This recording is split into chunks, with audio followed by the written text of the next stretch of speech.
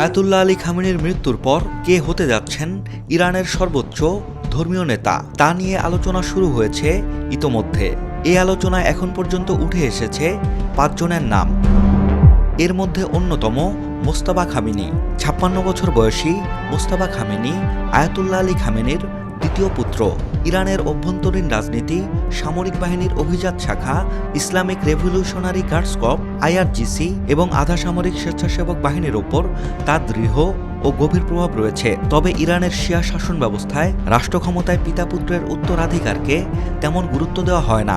আরেকটি বাধা হলো মোস্তফা খামেনি খুব উচ্চ পর্যায়ের ইসলামী পণ্ডিত নন এবং এখন পর্যন্ত শাসন ব্যবস্থায় তার কোনো আনুষ্ঠানিক ভূমিকা নেই। ইরানের সর্বোচ্চ ধর্মীয় নেতা হওয়ার আলোচনায় রয়েছেন আলী রেজা আরাফিও। ৬৭ বছর বয়সী আলী রেজা আরাফি ইরানে তেমন পরিচিত ব্যক্তি নন, তবে তিনি খামেনির আস্থাভাজন ছিলেন এবং একজন প্রতিষ্ঠিত ইসলামী পণ্ডিত। আরাফি বর্তমানে ইরানের আলেমদের পরিষদের উপচেয়ারম্যান এবং ক্ষমতাশালী গার্ডিয়ান কাউন্সিলের সদস্য। আরাফি ইরানের মাদ্রাসা শিক্ষা ব্যবস্থারও প্রধান, তবে তিনি রাজনৈতিকভাবে হেভিওয়েট নন এবং সামরিক ও নিরাপত্তা বাহিনীর সঙ্গে তার ঘনিষ্ঠ সম্পর্ক নেই।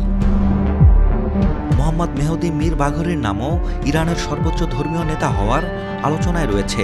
৬০ বছর বয়সী মোহাম্মদ মেহদী মীর বাঘেরির একজন কট্টরপন্থী ইসলামী আলেম এবং ইরানের কেন্দ্রীয় আলেম পরিষদের সদস্য।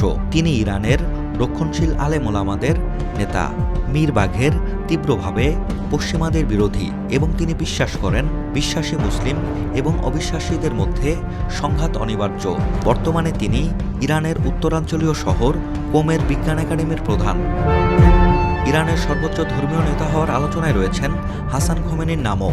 ৫০ বছর বয়সী হাসান খোমেনি ইরানের ইসলামী বিপ্লবের শীর্ষ নেতা এবং দেশটির প্রথম সর্বোচ্চ ধর্মীয় নেতা আয়াতুল্লাহ রুহুল্লাহ খোমেনির নাতি। তিনি বর্তমানে খোমেনির সমাধিসৌধের প্রধান রক্ষকের দায়িত্বে আছেন, তবে এখন পর্যন্ত তিনি সরকারের প্রশাসন পর্যায়ের কোনো গুরুত্বপূর্ণ পদে আসেননি। ইরানের সামরিক ও নিরাপত্তা বাহিনীর ওপরেও তার প্রভাব কম, তবে তিনি তার অনেক প্রতিদ্বন্দ্বী প্রার্থীর তুলনায় কম কঠোর মনোভাবের। ইরানের সর্বোচ্চ ধর্মীয় নেতা হওয়ার সম্ভাব্য তালিকায় রয়েছে হাশেম হোসেইনি বুশেহরিও।